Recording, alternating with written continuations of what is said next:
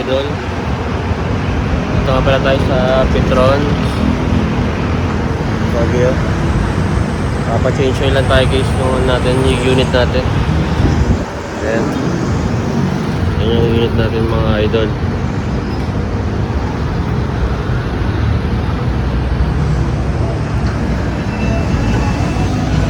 Nasa ano na rin yung ano natin, tinakbo natin 10,000 mahigit na rin. Mga idol, ito pala yung ginamit nating langis, oh. Rev X RX 800.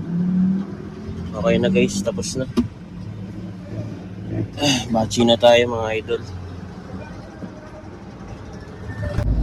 Ngayon mga idol, tapos na tayo magpa-change oil. Sobrang bilis lang, isang oras lang din nila ginawa. So yun lang idol, murang-mura lang talaga yung ano dito, yung labor dito pag nagpa-PMS ka, lalo na kung sa kanila ka din bibili ng oil. 250 pesos lang. Yun lang mga idol. Salamat. Ingat kayo dyan. Ride safe sa inyo mga lods.